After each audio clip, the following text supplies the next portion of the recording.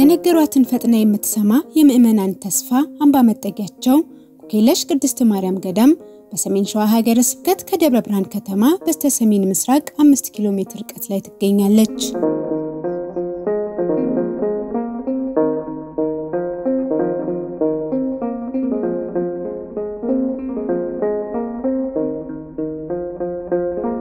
ይህች ለተማጸኗት ጸሎት ልመናቸው ፈጥኖ የሚደርስባት የመናንያን በዓት በዓለም ላይ የሚኖሩ የነፍስ የሥጋ ማረፊያ የተዘጉ በሮች መክፈቻ በኃጢአት የታሰሩ እጆች መፈቻ የእግዚአብሔር ጸጋ የበዛባት የመዳን ቁልፍ ያለባት የሰማይ ደጅ ናት።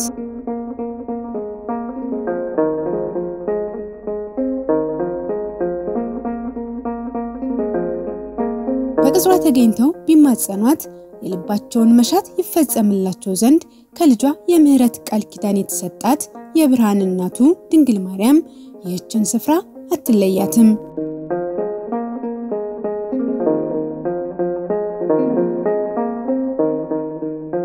በገዳሙ አንቀጸ አድህኖ ኩክየለሽ ቅድስት ማርያምን ጨምሮ 4 ፍልፍል ዋሻ ቤተ መቅደሶች ይገኛሉ።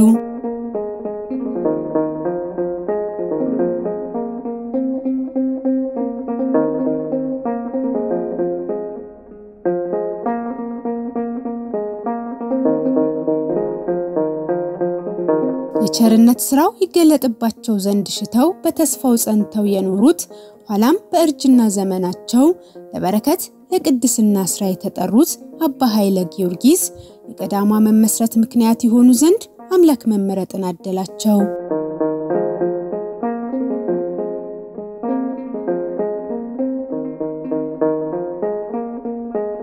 አባ ኃይለ ጊዮርጊስ በዓለም እየኖሩ ለነፍሳቸው ቢያድሩ በ64 ዘመናቸው በእግዚአብሔር ፈቃድ በቅዱስ ሚካኤል ተራዳኢነት ኩክየለሽ ቅድስት ማርያምን ጨምሮ የቅዱስ እግዚአብሔር አብ የምንያምር ቅዱስ ገብርኤል እንዲሁም የቅድስት ሥላሴ በጥቅሉ 4 ዋሻ ቤተ መቅደሶችና ሌሎች ልዩ ልዩ አገልግሎት የሚሰጡ የሱባኤ መያዣ ዋሻዎችን ፈልፍለዋል።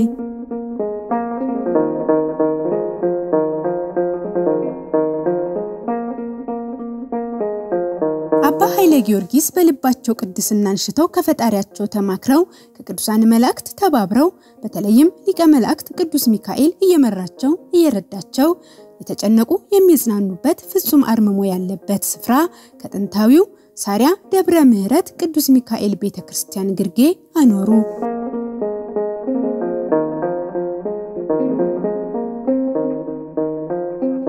ይህ ገዳም በአፄ ምኒልክ አማካኝነት እንደተመሰረተ ከሚነገርለት ጥንታዊው ሳሪያ ደብረ ምህረት ቅዱስ ሚካኤል ደብር ጋር በአንድ አስተዳደር ይመራል።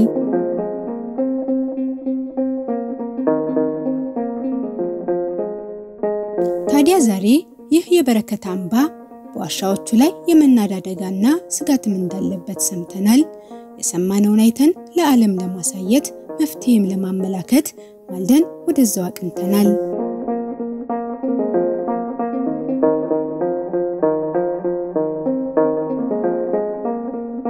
ወደዚህች የሰማይ ደጅ ለመግባት አስቀድሞ ከመግቢያው ዋና በር ተሳልመን እንዳለፍ የሚገኙትን ደረጃዎች ወጥተናል።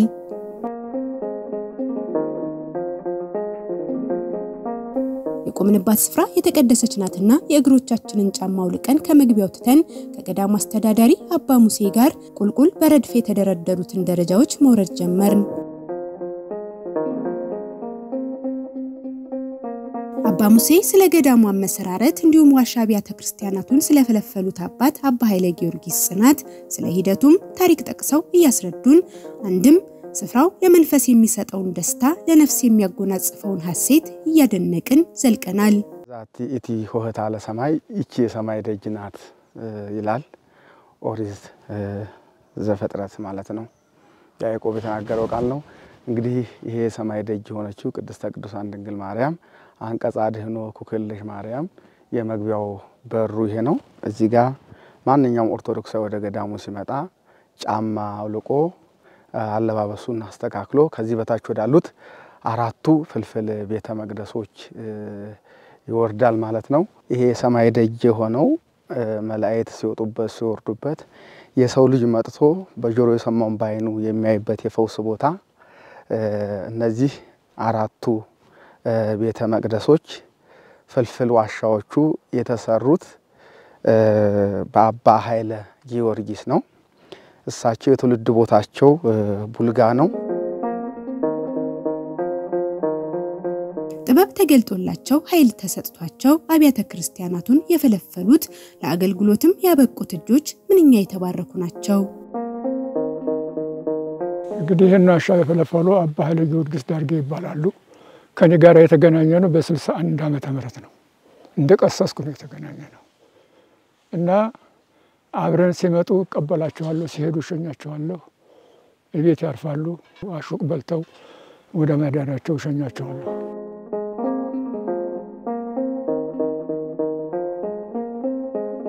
አባ ኃይለ ጊዮርጊስ አስቀድሞ ሳሪያ ደብረ ምህረት ቅዱስ ሚካኤል ቤተክርስቲያንን ለመሳለም ለጾም ለጸሎት አብዝተው ይመላለሱ ነበር ሲሉም ነግረውናል። በ8 ቀን ውስጥ 3-4 ይመጣሉ ጧፍና ጣፍ እየተሸከሙ እና እንቀበላቸዋለን እንሸኛቸዋለን። ሲሉ እንግዲህ ሚስጥሩ ተቅዱስ ሚካኤል ጋራ ነው እሳቸው ያላቸው። እኛ ግን አይገባንም፣ ምንም እንደሆነ አይገባንም። እኛ ግን የቅዱስ ሚካኤል ኩክልሽ ነው የሚሉት ይገባቸዋል። እሳቸው ሚስጥራቸው ገብቷቸዋል።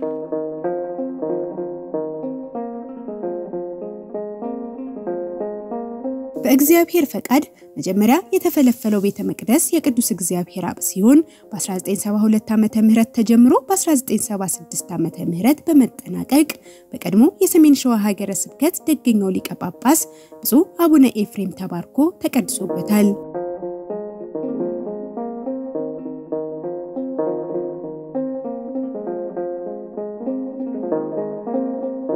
እግዚአብሔር ዋሻ 1972 ዓመተ ምህረት ተጀምሮ ታለቀ በኋላ ባህታዊ ገብረ መስቀል መጥተው ገብተው እስታቸው ያው ለማስተማር ወጥተው ተሄዱ በኋላ ተዚያ ወዳ ነው እኔ ልክ 1983 ዓመተ ምህረት እዚህ ቦታ መጥቻለሁ። ተዚያ በኋላ እንግዲህ ያው አንዳንድ አርድእት መምጣት ጀመሩ። የሥላሴ የእመቤታችንና የሥላሴ ዋሻ ታዲያ መፈልፈል ተጀመረ። እዚያ ሲፈለፈል የሥላሴ የእመቤታችን 4 ወር የሥላሴም እንደዚያው ከ8 ወር ያላነሰ በፈጀ ወራት አለቀ ማለት ነው። እና የሶስቱ ተተፈለፈለ በኋላ ያው መናኞች መምጣት ጀመሩ፣ መስተባተብ ጀመርን ማለት ነው።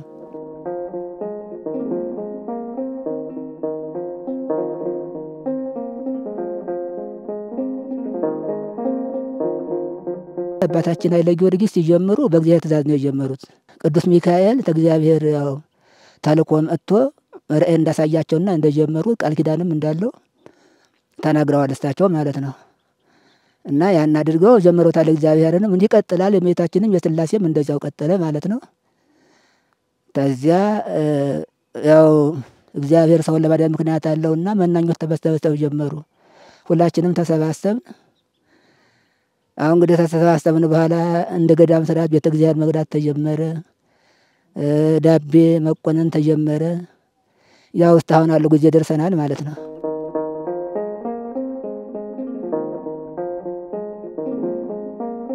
ይህ ዋሻ ቤተ መቅደስ በአሁኑ ሰዓት የመናድ አደጋ እንደሚያሰጋውም ተገልጧል።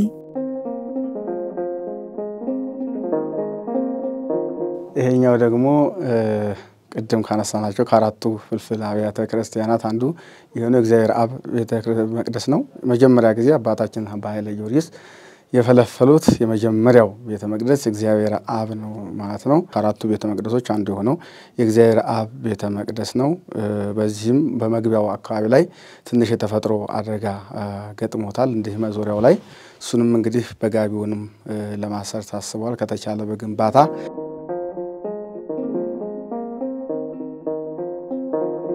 በሁለተኛ ደረጃ የተፈለፈለው ቤተ መቅደስ ኩክየለሽ ቅድስት ማርያም ነው። በ1984 ዓመተ ምህረት ተጀምሮ በአንድ ዓመት ጊዜ ውስጥ ተጠናቋል።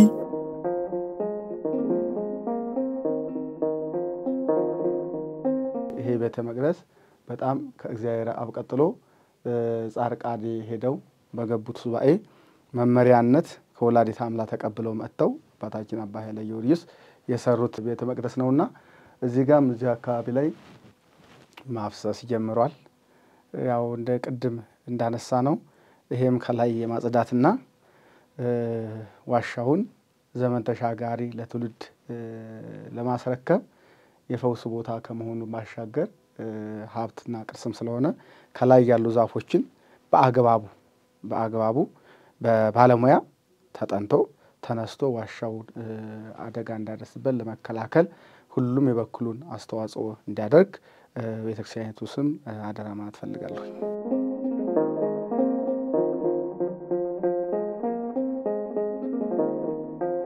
ኩክየለሽ የሚለው ስያሜ እመቤታችን ቅድስት ድንግል ማርያም በዚህ ገዳም የሰዎችን ችግር ፈጥና የምትሰማ በአማላጅነቷም የእልፎችን መከራ ያስወገደች በመሆኗ የተሰጣት ነው።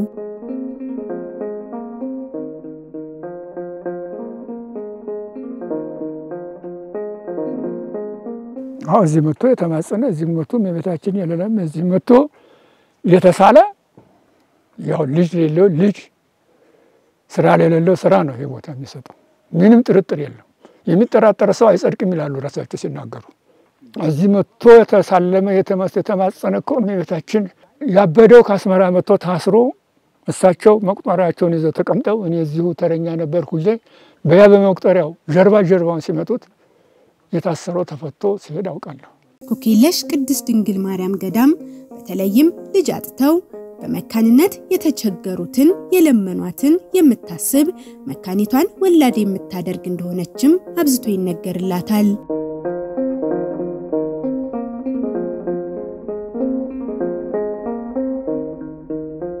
በዚህ ቤተ መቅደስ እንግዲህ በአብዛኛው የኩክየለሽ ቅድስት ድንግል ማርያም ለየት የሚያደርጋት ብዙ ጊዜ ልጅ መውለድ ያልቻሉ መካኖች ከየትም ቦታ መጥተው እዚህ ታምሯን አዝለው ሰላም ለኪ አስደግመው ይሄዳሉ።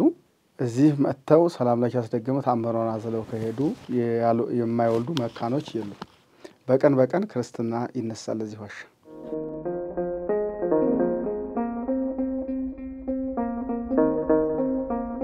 በተለያየ ደዌ የተያዙ ብዙ ምእመናን ይመጣሉ። ከዛ ባሻገር ግን በጣም ለየት የሚያደርገው መክነው በምክንያት ጉዳይ ህይወታቸው የተመረረ ሰዎች ወደዚህ ሲመጡ ከእናታችን ከቅድስት ድንግል ማርያም ስጦታ ልጅን ያገኛሉ ማለት ነው። በሶስተኛ ደረጃ የተፈለፈለው የቅድስት ሥላሴ ዋሻ ቤተ መቅደስ ነው።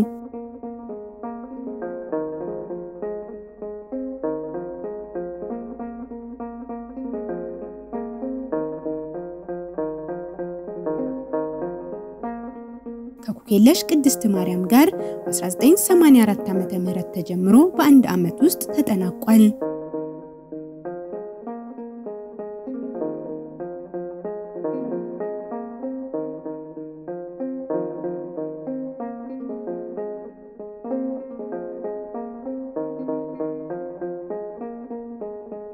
የምንያምር ቅዱስ ገብርኤል ቤተ መቅደስ የተሰራው በመጨረሻ ደረጃ ላይ ነው። በ1986 ዓመተ ምህረት ተጀምሮ በአንድ ዓመት ጊዜ ውስጥ ተጠናቋል። መልአኩ በቀጥታ በአካል ያነጋገራቸው መስራት የሚችሉትን ስራቸውን እያቀናላቸው ይሄንን ዋሻ እንዲሰሩ ሌሊት ይዟቸው ወርዶ ለህዳር ሚካኤል እለት ነው እንግዲህ ይሄን ዋሻ እንዲፈለፈቱ ሆነ ማለት ነው። አባ ኃይለ ጊዮርጊስ ሲሰሯቸው እመቤታችን ኩክየለሽ ማርያምን ከሰሩ በኋላ ወደ ጻርቃኔ በማቅናት ጻርቃኔ ሱባኤ ሰርተው ጨርሰው ሲመለሱ ይሄን የቅዱስ ገብርኤልን ቤተ መቅደስ የሚሰሩበትን ራሱ መልአኩ በሰይፉ በመባረክ አሳይቷቸው በሚገርም ሁኔታ ሰርተውታል።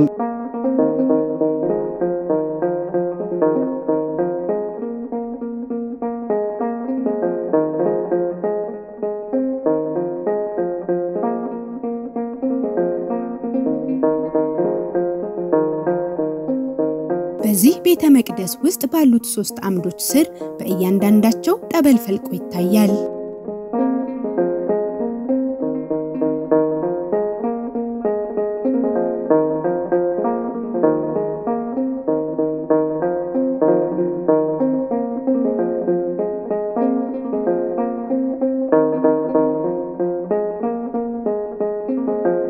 ሜትር እርዝመት እንዳለው የሚነገርለት አምሳለ ሲኦልም በዚሁ ቤተ መቅደስ ውስጥ ይገኛል።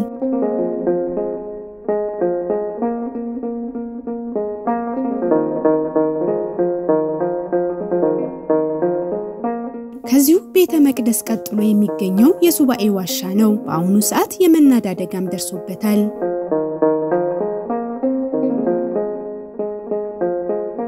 ይሄ ቤተ መቅደስ እንግዲህ አሁን ባለበት ሁኔታ ትንሽ አደጋዎች አጋጥመውታል።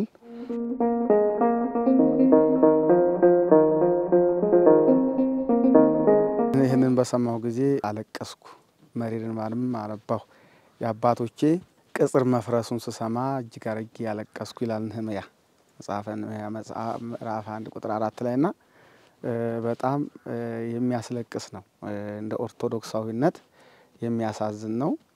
እንደ ሀገር ደግሞ ቅርስ ነው። እንደ ሀገር እንደ ባህልና ቱሪዝም ቅርስ ነው። እንደ ኢትዮጵያ ኦርቶዶክስ ተዋሕዶ ቤተክርስቲያን የፈውስና የታሪክ ቦታችን ነውና እጅግ ያስለቅሳል፣ ሲያዩት ያሳዝናል። እና የተፈጥሮ አደጋው እንግዲህ እንደምታዩ ነው።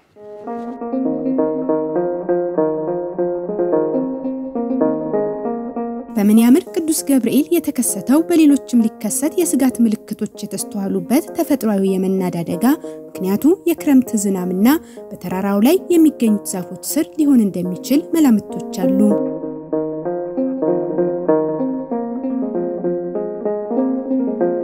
ዋሻው ሲሰራ ከነበሩ አባቶች መረጃ ለመጠየቅ ያፈሳል ወይ ወይንስ እንዳለን ተነበረው ወይ ብዬ ለመጠየቅ ሞክሬያለሁ።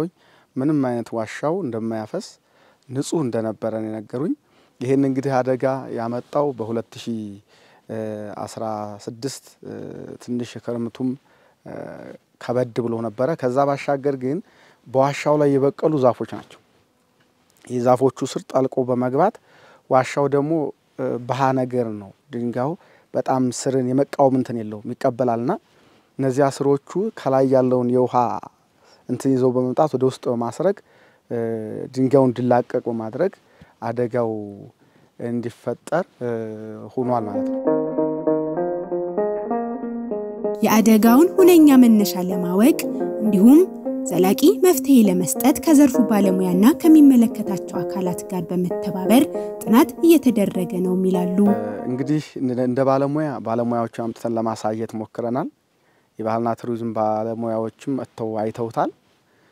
አሁን መፍትሄ ይሆናል ብለው ባለሙያዎቹ ያስቀመጡት ሙሉ ዛፎቹ እነዚህ ዋሻው ላይ ያሉ ዛፎች መጽዳትና ዋሻው በተፈጥሮ ብቻ እንዲቀጥል ማድረግ፣ እነዚህ ደግሞ በተፈጥሮ አደጋ የተጎዱትን በቃ ቅርስነቱን በመጠበቅ መልኩ ጥገና ተደርጎለት ክትትል እንዲደረግለት ከላይ የሚመጡ የውሃ ተፋሰሶችም በአግባቡ ተሰርቶላቸው ወደ ሌላ ቦታ መፍሰስ እንዲችሉና ቅርስነቱ ቀጣይ እንዲኖረው ክትትልና እንክብካቤ ቢደረግለት። ይህ የሀገር ቅርስ የቤተ ክርስቲያን ሀብት የምእመናን ተስፋ ይዘቱ ሳይለወጥ ታሪካዊነቱ ሳይናወጥ ጥገና ተደርጎለት ለቀጣይ ትውልድ ለማሻገር ከማን ምን ይጠበቃል ስንል ጠይቀናል። ከባህልና ቱሪዝም የራሱ የሚጠበቅበት አደራ እንደ ውዴታም እንደ ግዴታ የሚጠበቅበት ነገር አለ ብዬ አምናለሁ። እንደ ምእመናንም የሚጠበቅባቸው ነገር አለ። እንደ ኢትዮጵያ ኦርቶዶክስ ተዋሕዶ ቤተክርስቲያን መዋቅራዊ ሂደትም የሚጠበቅ ነገር ይኖራል። እንደ ባህልና ቱሪዝም አምጥተን አሳይተናቸዋል። በእኛ በኩል እንግዲህ የምንችለውን ሁሉ ትብብር እናደርጋለን ብለዋል እስከ ፌዴራል መንግስት ድረስ። ምናልባት እንግዲህ እንደ ሀገር ቅድም እንዳነሳሁት ቅርስ ነው። የቅርስ ትንሽ ትልቅ የለውም። ቅዱስ ላሊበላን በመታይበት አንጻር ነው የምታየው። ይሄ ሀብት ነው። እንደ ሀገሪቱ ለባህልና ቱሪዝም ቢሮ ሀብት ነው። ይሄ እንደ ሀብት ጥበቃ ይመለከታቸዋል።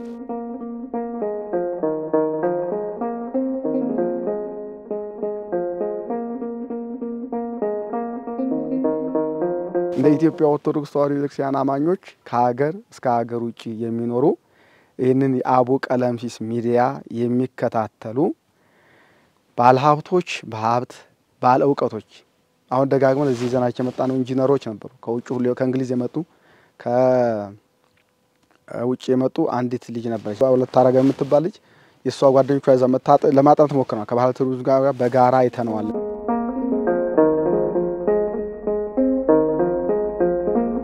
አደጋው ዛሬ በሱባኤ ዋሻዎች ላይ የተከሰተ ቢሆንም አፋጣኝ መፍትሄ ካልተሰጠው በቀጣይ የከፋ ሊሆን የሚችልበት አግባብ ሰፊ ስለመሆኑ ማመላከቻዎች አሉ የምን ያምር ቅዱስ ገብርኤል የሱባኤ ዋሻ የአባታችን ባህለ ጊዮርጊስ አጽም ያለበት እንደምታዩት እንደዚህ ተንዷል ለዚህ የተፈጥሮ አደጋ ትልቁ መንስኤ እንግዲህ ይሄ ስር ነው የዛፉ ስር እንደምታዩት እስከዚህ ድረስ ዘልቆ በመግባት ዋሻውን በመወርወር ይሄ ዋሻ እንደዚህ እንድናድ ሆኗል እንግዲህ እግዚአብሔር ካሊ ሆኖ በእግዚአብሔር ቸርነት ሁሉ ነገር ባይቀር ኖሮ እዚህ ጋር ተፈንቅሎ ወረደው ድንጋይ ወደ ታይ ቢዘልቅ በጣም ብዙ ነገሮችን ያጠፋል በታች ከዚህ በታች በዚህ ዝቅ ብሎ መናኞች አሉ እነዚህን ዛፎች ከላው ላይ ያሉትን ዛፎች አጠቃላይ ለማጥፋት እና ዋሻውን ታሪኩን ጠብቆ ወደፊት ለትውልድ ለማስረከብ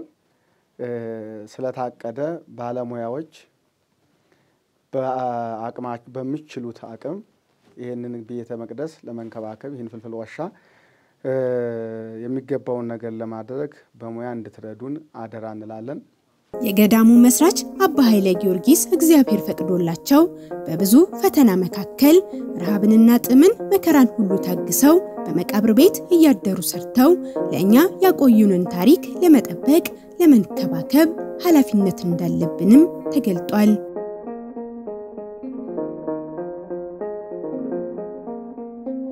በዚህ ቦታ ላይ ግን ብዙ ፈተና እንደደረሰባቸው አውቃለሁ በ2 ብር በ3 ብር እየገዙ ዳቦ ካለን ግን ታቦቱ ዳቦ ያኔ ሞልቷል እንደ ዛሬ አይደለም እንሰጣቸዋለን ያችን እየበሉ መቃርት ያደሩ ስራቸውን ቀጠሉ እና ይሄን ቦታ ሲሰሩ 3 ጊዜ ደብዳቤ መጥቷል 3 ጊዜ ደብዳቤ መጥቷል እሳቸው እንግዲህ ያልጋዋራሽ ቤተሰብ ስለሆኑ እዚያ ምንድነው የሚቆፍረው ምን ሊከተርበት ነው ምን መሳሪያ ሊከተርበት ነው እየተባለ እየተላከ ደብዳቤ ይመጣላቸዋል 3 ጊዜውን ተከትያቸው ወጣለሁ ዛሬስ ያስሯቸዋል ዛሬስ ይገርፋቸዋል ያልኩን እሳቸው እየሳቁ ነው የሚገቡት ቢሮ ቦታ ወንበር ይሰጣቸዋል ቁጭ ብለን 7 ሰዓት ሲወድ ሂዱ ነው የሚሏቸው ሌላ ነገር ጥቂት ምን ጥያቄ የለም ደግሞ እንደገና ደግሞ ይላካል ደብዳቤ እንዲሁ ነው ደግሞ 3 ጊዜ ወጣው እና ስለዚህ መቸፈታቸውን እሳቸው እንግዲህ ሚስጥሩን የሚያውቁት ከእግዚአብሔርና ከመቤታችንና ከቅዱስ ሚካኤል ነው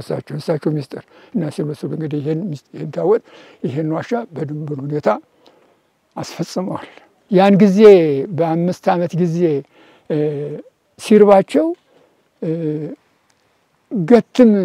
ገትም የሚባል ቅጠል አለ ቅብቅብ ላይ ያንን እያስቀቀሉ ይበሉ ነበር የሚበሉ ሲያጡ ማለት ነው አባ ኃይለ ጊዮርጊስ የቅድስና ተግባራቸውን ፈጽመው በ1997 ዓመተ ምህረት መጋቢት 19 ቀን ከዚህ ዓለም ድካም አርፈዋል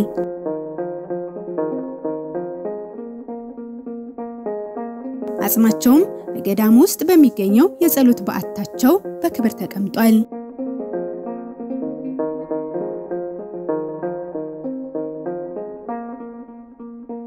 ከአንቀጸ አድህኖ ኩክየለሽ ቅድስት ማርያም ገዳም ጋር በአንድ ሰበካ ጉባኤ የሚተዳደረው ሳሪያ ደብረ ምህረት ቅዱስ ሚካኤል ቤተክርስቲያን በአጼ ምኒልክ አማካኝነት እንደተመሰረተ ይነገርለታል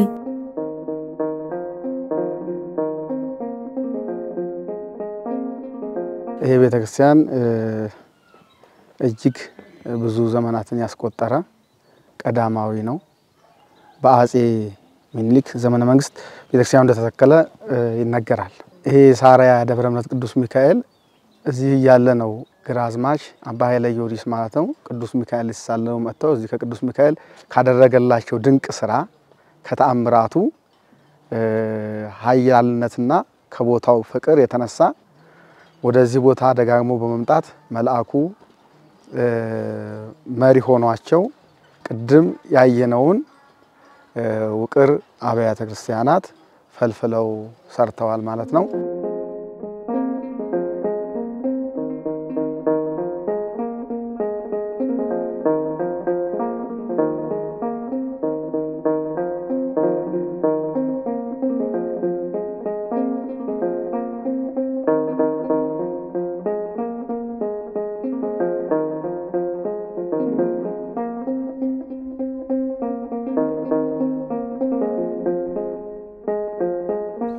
ከጥንት ዲር የሚባለው ቦታ የነበረ ነው የሚባለው ቅዱስ ሚካኤል ቅዱስ ጊዮርጊስ እመቤታችን።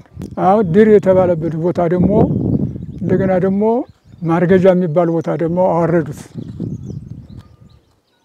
እንደገና ደግሞ ትንሽ ጭቅጭቅ ስለነበረ መስለኛል በጊዜው ለመጠበቅ እንዲመቻቸው መልሰው ዲር ላይ አደረጉት።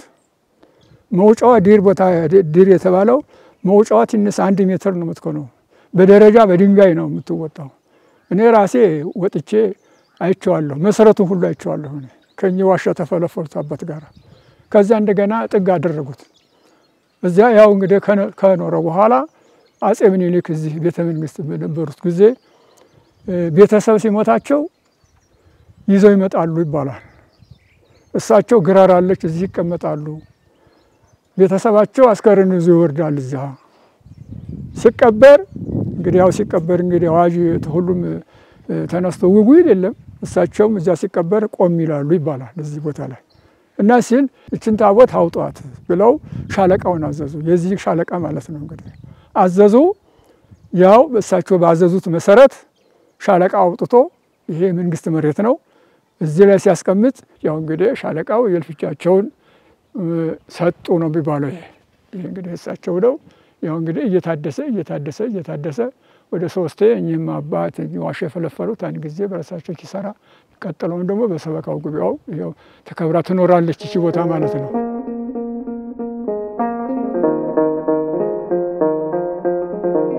በጊዜ ነው ሁሉ ነው የቤተ ክርስቲያን አሰሩ ራሳቸው አጼ ምኒልክ ናቸው ያሰሩት። ማን ነው? አዛዥ ወልደ ጻዲቅ ይባላሉ። የአጼ ምኒልክ በታች ማለት ነው። አዛዥ ወልደ ጻዲቅ ማለት እንግዲህ እንደ ንጉስ ሆኖ ነው የሚያሰራው ማለት ነው።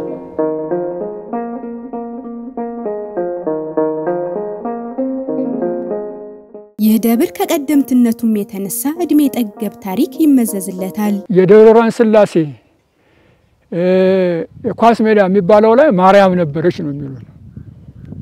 አሁን ስላሴ እዚያ ሲሰሩ የዚያን ፍራሽ አዛዥ ወልደ ጻዲቅ አስመጥተው ይሄን ሰሩት ይባላል። ከዛ ወዲህ ራሱ መቼም እየገነነ ሄደ። ይሁን እንግዲህ እስከዚህ ሰዓት ድረስ ደርሰናል ማለት ነው።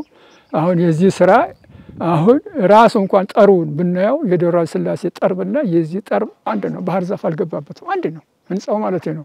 እርግጥ ነው ግንቡ መቼም እንግዲህ ያው በዘመናቸው ድንጋይ አስግዘው ገንብተውታል። በእኛ ዘመን ግን እዚያ ስለፈረሰ ያው አድሰነዋል በህንጻ ሰርተዋል ማለት ነው። የገዳሙ የአስተዳደር ሁኔታ በአሁኑ ሰዓት ምን ይመስላል ስንል ጠይቀናል።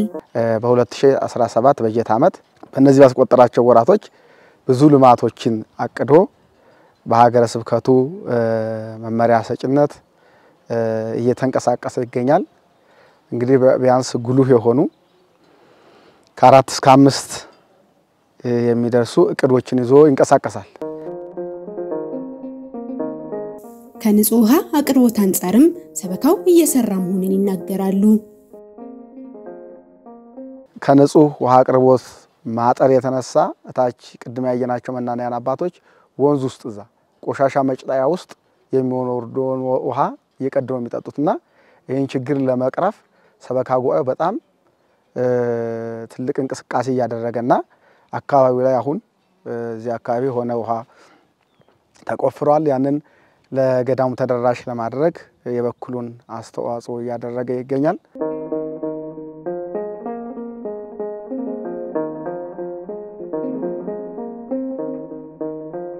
ወደ ገዳሙ የሚወስደውን መንገድ ለተጓዦች ምቹ ለማድረግ ከሚመለከታቸው አካላት ጋር በመተባበር ውጤታማ እንቅስቃሴ እየተደረገ ይገኛል ብለውናል። ሁለተኛው ይሄ ቦታ የሰማይ ደጅ ነው እና እዚህ ቦታ ላይ መጥቶ ድንግል ማርያምን ተማጽኖ ተስፋው ያልተሳካለት ችግሩ ያልተፈታለት ከሰይጣናት ስርዓት ያልተፈታ ኦርቶዶክሳዊ አይደለም ኢአማንያን መጥተው በሺዎች የሚቆጠሩ ኢአማንያን መጥተው የተጠመቁበት የአደባባይ ምስጢር ነው። ይሄ ቦታ እግዚአብሔር ለሰው ልጆች ድንቅ አምልኮቱ የሚገልጽበት የድንግል ማርያም የእናትነት ክብር የሚታይበት የምእመናን ችግር የሚፈታበት የኢትዮጵያ ኦርቶዶክስ ተዋሕዶ ቤተክርስቲያን ክብር ከፍ ብሎ የሚታይበት ነውና እዚህ ቦታ ትልቁ ነገር እንግዲህ መንገር ነው። ጋሪ ተራ የሚባል ቦታ አለ። እዛ አካባቢ ድረስ ባለፈ በደብረ ብርሃን ክፍለ ከተማ የእቴጌ ጣይቱ ክፍለ ከተማ ስር የሚገኘው የልቼ ቀበሌ አስተዳደር አቶ ለማ የሚባሉ አስተባብረው እስከዛ ድረስ አሰርተዋል። ከዛ በኋላ ያለውን እንግዲህ መስራት እና መፈጸም ከመሰረተ ልማት አካላት ጋራ በመነጋገር ማስፈጸም የሚችለው ይሄ ሰበካ ጉባኤ ጽፈት ቤት ነው። ይሄ ሰበካ ጉባኤ ጽፈት ቤቱ ይሄን ሁለተኛ የሥራ እቅዱ በማድረግ ወደ ስራ ገብቷል።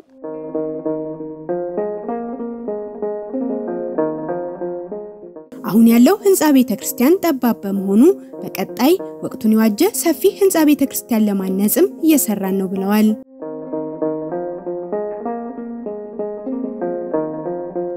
ሶስተኛው እንግዲህ ይሄ እንደምታዩ ዘመናዊ አይደለም ጥንታዊ ቅርሳዊ ነው ቤተ መቅደሱና በጣም ጠባብ ነው።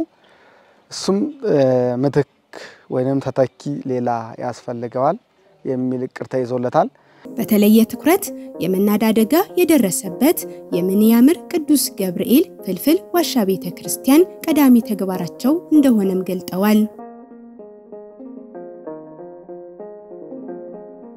አራተኛው ምንም የማያደራድረው የምንያምር ቅዱስ ገብርኤል የተፈጥሮ አደጋ የደረሰበትን ባይናችን አይተናል። እንግዲህ እሱ ባህሉን በጠበቀ መልኩ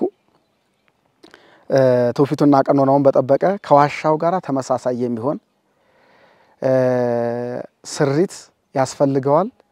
እንግዲህ እንን ለመስራት የኢኮኖሚ አቅም ይጠይቃል። ባለሙያዎች እነዚህ ኢንጂነሮች የዚህ አካላት ባለድርሻ የሆኑ ሰዎች ለሃይማኖታቸው በሚያስፈልገው አስተዋጽኦ እናደርጋለን የሚሉ የነሱንም የባለሙያ እገዛ ያስፈልገዋል። በጣም ትልቁ ነገር ዘመን ተሻጋሪ ታሪኩን ለትውልድ ለማትረፍ በጥንቃቄ መሰራት ስላለበት ማለት ነው።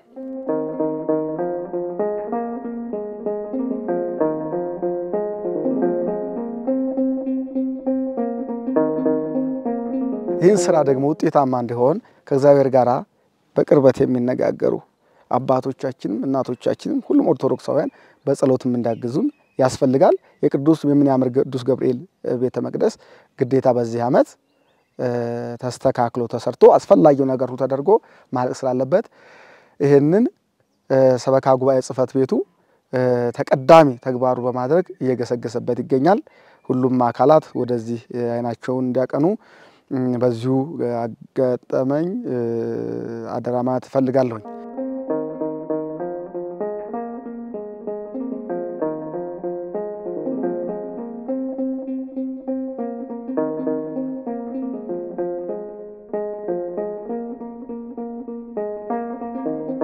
ሌላኛው ቅድም ስንወጣ ያየነው ቁልቁል መውረጃው ተቀድሞ እንግዲህ አንዲት ልጃችን የቤተክርስቲያን ልጅ ሆነች ወይዘሮ ኤደን የምትባል አስተባብራ ከኦርቶዶክሳውያን አሰባስባ የጸበለተኞች ማረፊያ ይሄን ቁልቁል የወረድንበት የወጣንበትን ደረጃ ግራና ቀኝ መደገፊያውን አሰርተዋለች። ያ እንግዲህ በተፈጥሮ አደጋ ቅድም እንዳየነው ድንጋይ ተወንዶ የመታዋለ የተንቀሳቀሳለ በገዛ ጊዜው ደግሞ ወደ ታችም የተናዳለ እነዚህ ሁሉ ጥገናና የሚያስፈልጋቸውን ነገሮች ሁሉ ማድረግ ስለሚገባ ይሄንንም ለመስራት አቅዶ ሰበካ ጉባኤው እየተንቀሳቀሰ ይገኛል።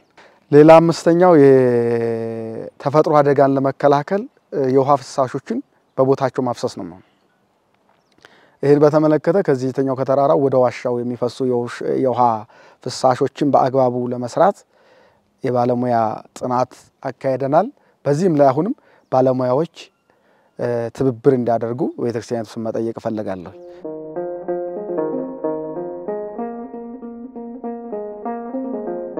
የመጨረሻው እንግዲህ እንደምትመለከቱ የከጀርባችን የምታዩት ብዙዎቹ ቤተ መቃብሮች ናቸው። ቤተክርስቲያኑ መፈናፈኛ ቦታ የለውም። እዚህ አካባቢ ላይ የሚሰሩ የምግብ ሽታዎችም ወደ ግቢ ይመጣሉ። አስተያየት ብዙ ጊዜ ከምእመናን ይሰጣል። ይህንን መፍትሄ ለመስጠት እንግዲህ ከኋላ ከጀርባ በኩል ማጽዳት ይጠበቃል።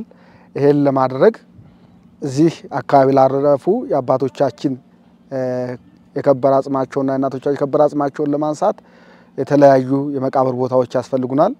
ለዚህ እንግዲህ የሚመለከተው የቀበሌም አመራር የዞንም አመራር የሚመለከታቸው በመሬት ዙሪያ የሚመለከታቸው ባለሙያዎች ከቤተክርስቲያኒቱ ጋር በመሆን ለቤተክርስቲያኑ ተገቢውን እንትን በመስጠት እንዲተባበሩንና ቤተክርስቲያኒቱ በሰበካ ጉባኤው ለቤተክርስቲያኒቱ ያቀደውን ዓላማ ለማሳለጥና ግብ ለመድረስ ስለሚያግዝ ሁሉም አካላት የበኩላቸውን አስተዋጽኦ እንዲያደርጉ ማለት እፈልጋለሁኝ።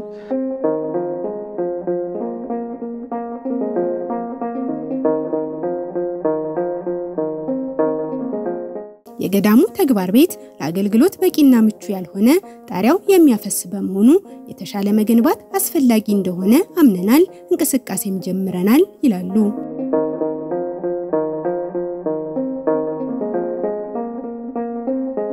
በሳሪያ ደብረ ምህረት ቅዱስ ሚካኤል ቤተክርስቲያን የንባብ ጉባኤ ቤት ይገኛል።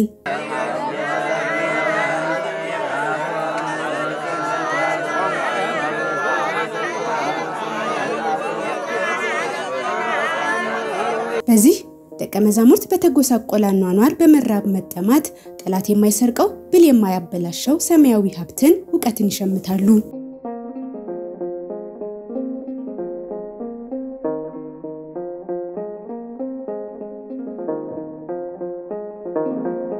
በርካታ ምእመናን ቀደም ባሉ ዓመታት ገዳሙን ተሳልመው በረከት ለማግኘት ይመጡ ነበር። አሁን ባለንበት ወቅት ግን ወደ ገዳሙ የሚጓዙ ምእመናን ቁጥር በመቀነሱ የገዳሙ ተግዳሮት ሰፊ እንደሆነም ሰምተናል።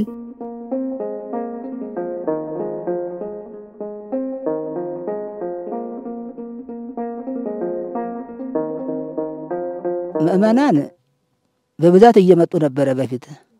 አሁን ግን ያለው ችግር ምንድነው? በዚህ በጦርነቱም ሰላም ባለመሆኑ ምክንያት ሰው እየፈራ ያው አይመጣም ሰው። በዚህ የተነሳ እንግዲህ የሰው ጥረት የጉዞ ተጓዥ ጥረት አለ። ያን እንግዲህ እግዚአብሔር ያስተካክለው ተማለት በተቀር እኛ የምንለው ነገር የለም።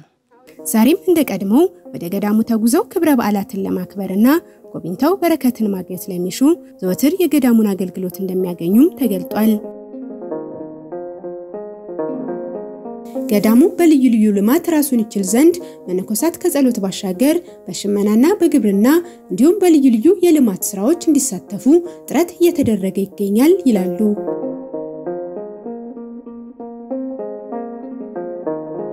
ምእመናን ወደ ገዳሙ በመምጣት በጆሮአቸው የሰሙትን በአይናቸው አይተው እንዲያረጋግጡ በረከትን አግኝተው በተለይም አሁን በገዳሙ ላይ የደረሰውን አደጋ ለመቅረፍ ከገዳሙ ጋር እንዲተባበሩ የአደራ መልእክትም አላቸው።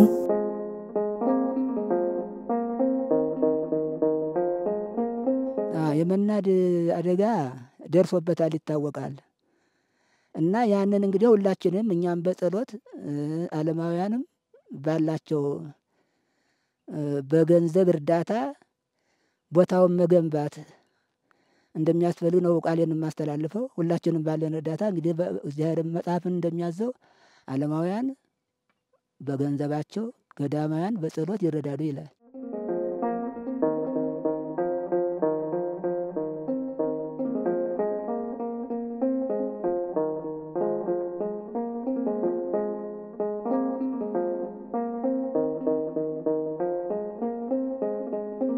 ይሄ የተራደው ብቻ ሳይሆን ውስጡም ራሱ የገብርኤል ውስጡ እየመነጨ ስለሚገኝ ዋሻው ራሱ ውስጥ ያለውም ቢሰራ ተባብረን ብንሰራውና ብናስተካክለው ማለት ውስጡ እንትን አድማታ ተሞልቶ ውሃ ወደ ውጭ እንዲፈስ ቢደረግ ይህንን አስተላልፋለሁ።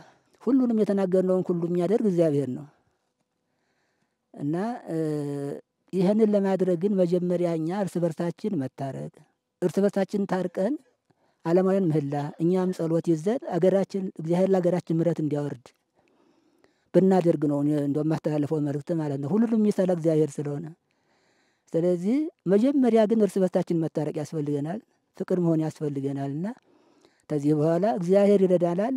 ያው ያለውን ያስተውነውን ነገር ሁሉ ማድረግ እንችላለን እና ይሄን ነው የማስተላልፈው።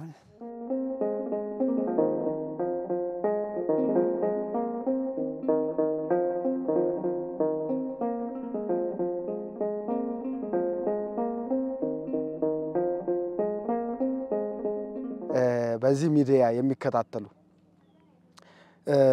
ኦርቶዶክሳውያን በሃይማኖት ይሄ ቅርስ የሚመለከታቸው አካላት ደግሞ በቅርስ ጠባቂነት የበኩላቸውን አስተዋጽኦ እንዲያደርጉ አደራ ያልኩኝ ስለነበረ ነገር ሁሉ እግዚአብሔር የተመሰገነ ይሁን።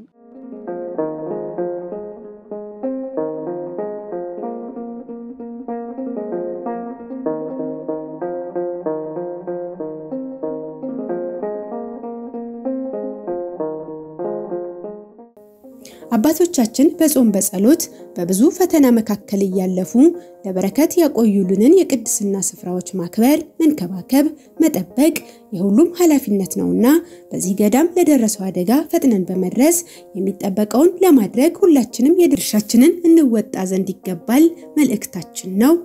ሰላም።